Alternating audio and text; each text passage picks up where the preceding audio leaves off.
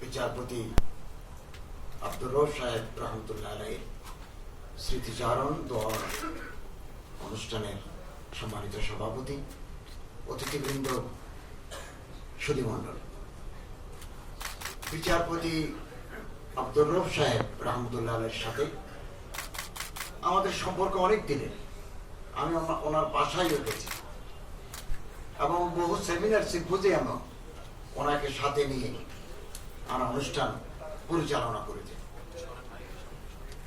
উনি সুন্নতের প্রতি, ইসলামী আদর্শের প্রতি ছিলেন কমিটেড এবং কথায় কাজে মিল ছিল।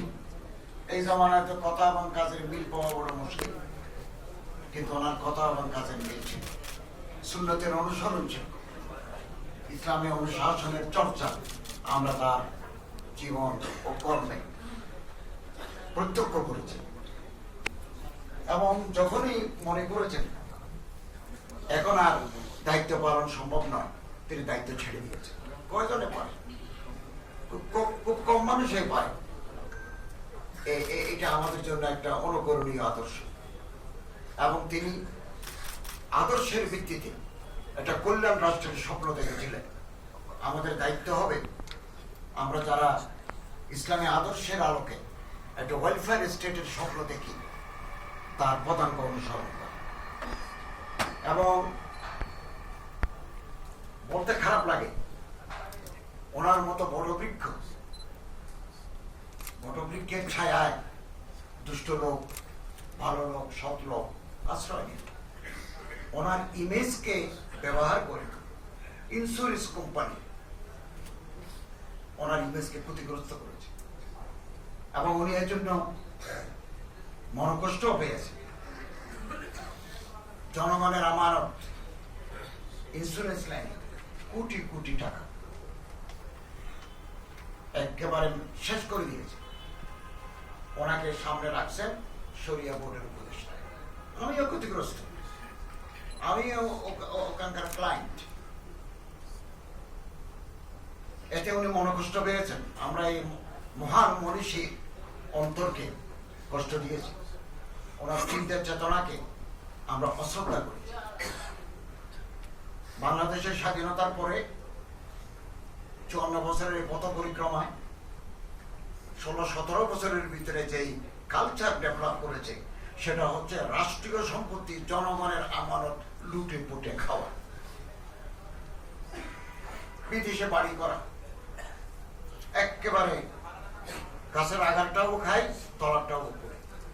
54 বছরের ইতিহাসে এই 16-17 বছর ছিল এই কালো উদ্ধার, এবং জনগণের অর্থ লোপাট করা in the name of politics.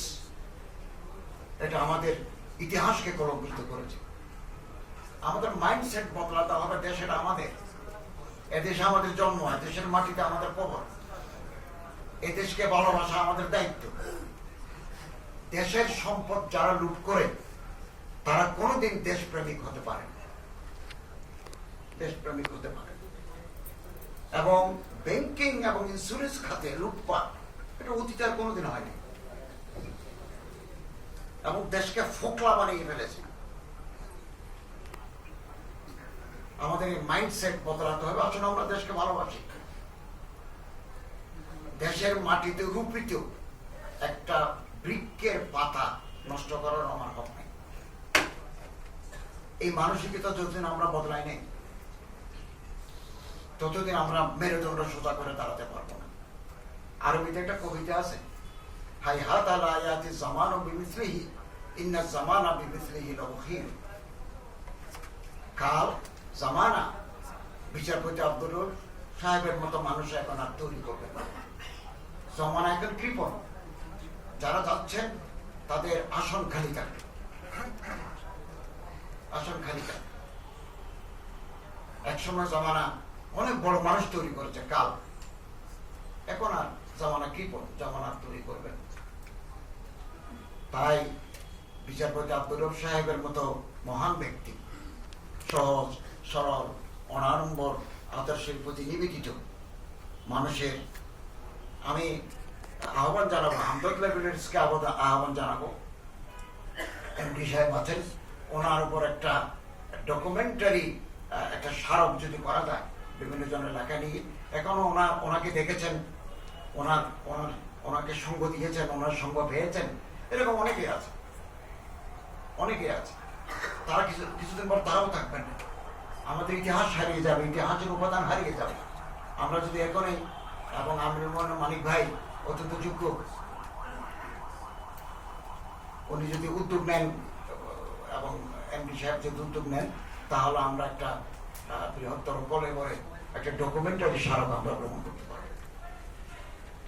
আমি আপনাদেরকে অনুরোধ করছি, এইটা করলে তাহলে ওনার চিন্তা চেতনা, ওনার কর্মপ্রয়াস ইতিহাসে থাকবে, জাগরুক থাকবে।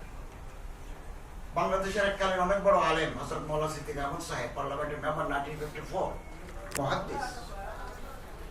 আমি ব্যস্ত মানুষ, আমি এখানে সরকারি দায়িত্ব আসার আগে শিক্ষকতা করেছি, কলেজে করেছি, ইউনিভার্সিটিতে করেছি, মসজিদের ইমামও ছিলাম, আমি খুতবা দিতাম, মোটিভেশনাল স্পিকারও আমি, বিশ্ববিদ্যালয়ের শিক্ষকতা করেছি। ওই মাওলানা সিদ্দিক আহমদ সাহেবের স্মারক 33 বছরেও আমি মুদ্রিত আকারে করতে পারি, ব্যস্ততার কারণে পারি নাই। এগুলো ইনস্টিটিউশন লাগে, হামদর্দের মতো ইনস্টিটিউশন যদি থাকে, হামদর্দ ফাউন্ডেশন আছে, আপনারা খুব ইজিলি করতে পারবেন। আমিও ওই উদ্যোগ নেওয়ার কারণে আমি পারি নাই, এখন বের করতেছি। এখন একটা পাবলিকেশন দিয়েছে, উনি ওনারা করতেছেন। তবে আমি একেবারে ওনার ইন্তেকালের পর থেকে লেখা জোগাড় করেছি। প্রফেসর গোলাম আজম সাহেবের লেখা নিয়েছি, হযরত আল্লামা দেলাওয়ার হোসেন সাহেব সাহেবের লেখা নিয়েছি, বেগম খালেদা জিয়ার লেখা নিয়েছি, ব্যারিস্টার মওদুদ আহমদের লেখা নিয়েছি। ওনারা কেউ দুনিয়াতে নাই, অনেকেই নেই। মৌলানা মুহিউদ্দিন হায়াতের লেখা নিয়েছি, আরো অনেকে যারা এখন নাই। আমি চিন্তা করলাম, আমি যদি সেই সময়টা কষ্ট না করতাম, ওনাদের কাছ থেকে লেখা নিতে পারতাম। তো আপনারা এই উদ্যোগ নেন, আমাদের ইতিহাস সমৃদ্ধ হবে।